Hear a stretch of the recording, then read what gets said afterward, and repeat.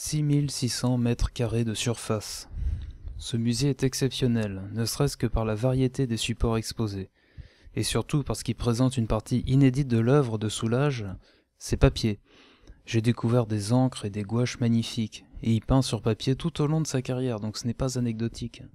Il était temps qu'on puisse enfin les voir.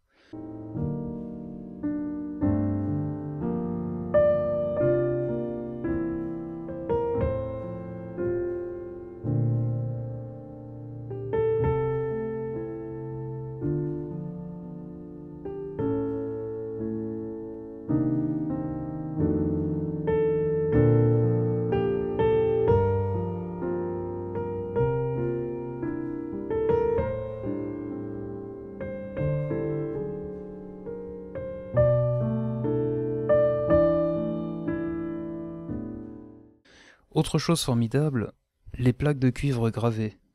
On dirait de véritables sculptures avec leurs reliefs, leurs formes qui semblent venir de quelques fouilles archéologiques.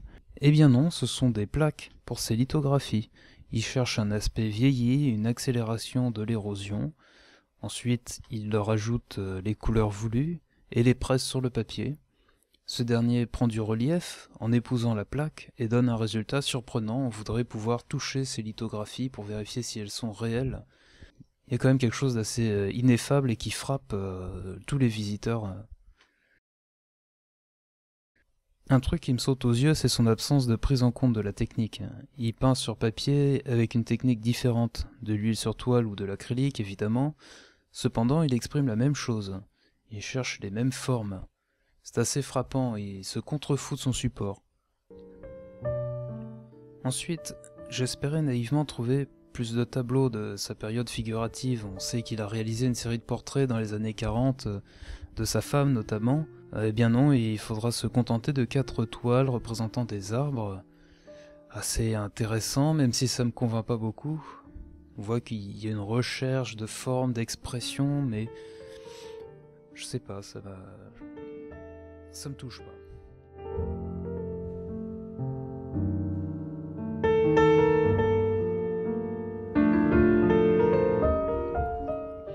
L'exposition temporaire porte sur les outres noires. Ils viennent des 4 coins de la planète pour l'occasion. Ils démarrent très fort avec l'ouverture, même trop fort en fait. C'est sa période emblématique, hein. Ça va être difficile de proposer autre chose derrière, même si moi j'aimerais beaucoup voir une partie de sa collection personnelle, par exemple celle des œuvres que ses amis lui ont offert ou qu'il leur a acheté. Il doit posséder des Roscoe ou des Wookiee, des choses incroyables étant donné ses fréquentations. Il a quasiment jamais communiqué là-dessus et pourtant il a déjà évoqué début des années 2000 et depuis plus rien.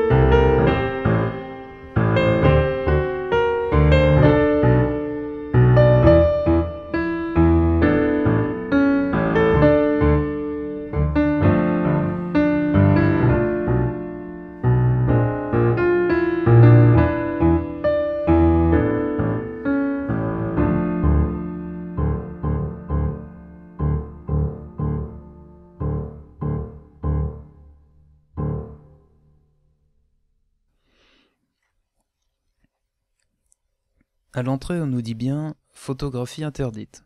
Une fois à l'intérieur, tout le monde s'en donne à cœur joie. Je pensais braver l'interdit, j'ai fait que suivre la masse. Un monsieur est d'ailleurs venu me voir pour me dire arrêtez de photographier, vous ne pourrez jamais capturer l'âme du tableau. S'ensuivit une conversation enthousiaste sur l'impossibilité de rendre compte des outres noires, enfin bref. J'étais agréablement surpris par les réactions du public. Les trois quarts ne semblaient pas connaître cette peinture, et pourtant, il vient voir, il s'intéresse. Et ce, sans hostilité. Ça fait plaisir. Les gens tournent autour des toiles, observent la fameuse lumière, ils cherchent à mettre des mots sur ce qui leur plaît ou sur ce qui les indiffère. Et ça fait du bien, quoi. Le public n'est pas débile, il a des yeux pour voir, et si ça ne l'intéresse pas, qu'on le laisse tranquille. Ça m'a fait prendre conscience d'un problème que j'avais pas encore aperçu. Sous là, j'exprime quelque chose de personnel, de caché, de secret. Et pour le coup, avec toute la pub, avec toute cette folie ruthénoise autour de lui, ça crée un décalage étrange. Tant mieux si les gens viennent, ce n'est pas le souci. J'ai juste un peu peur que ce musée Soulage ne devienne un musée Gustave Moreau où plus personne ne vient. C'est les qualités physionomiques des formes qui vous touchent et l'espace qu'elles créent, et les mouvements aussi qu'elles créent en vous. Et tout ça me paraît d'une telle richesse que je ne vois pas pourquoi on passerait par le détour de la représentation pour exprimer ce que l'on a à dire.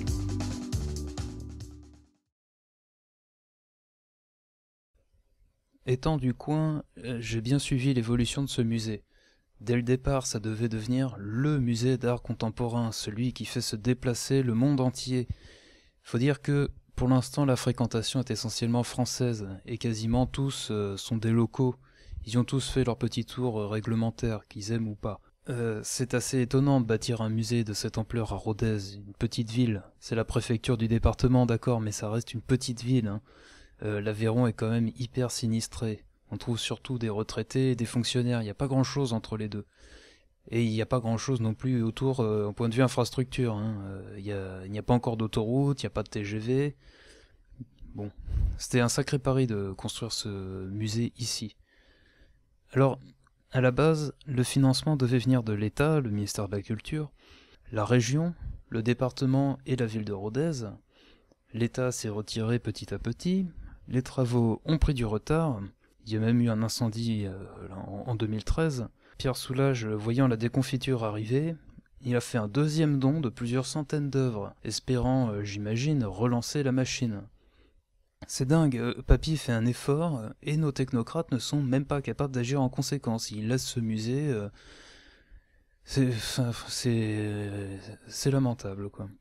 Le musée devait ouvrir en 2012, après 2 ans de travaux, et puis finalement il ouvre le 31 mai 2014, le 31 mai, histoire de dire que c'était en mai et pas en juin, je suppose, enfin, c'est quand même un peu curieux. À propos de donation, je trouve pas d'informations claires.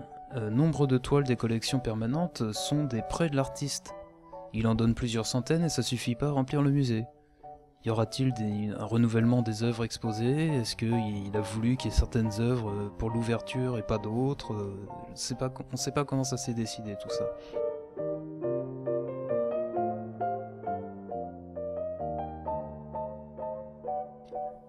J'aimerais avoir des choses à dire là-dessus, mais force est de constater qu'on a affaire à un bâtiment assez banal, hein, comme on en fait beaucoup actuellement, des blocos, des gros cubes métalliques. Le musée reste assez beau, la rouille ne manque pas d'allure, et puis l'édifice s'incruste assez bien dans le parc du Foirail, hein, anciennement, le parc du Foirail devrait-on dire, puisque c'était un parc Troisième République typique, et il a entièrement été rasé et refondu pour l'occasion. En fin de compte, on pourrait se retrouver dans n'importe quel musée contemporain, hein. C'est classieux, mais ça s'avère assez lisse, international, impersonnel, hein. J'ajouterai juste que les architectes ont respecté la réglementation de l'accueil du public en lui permettant d'attendre à l'abri du soleil et des intempéries et en délimitant bien l'espace. L'espace où il doit faire la queue, bien sûr. C'est le minimum, toutefois beaucoup de musées ne le font pas, et pas que des musées, hein. Il y a nombre de salles de concert vous font attendre dehors sous la pluie, sans scrupule.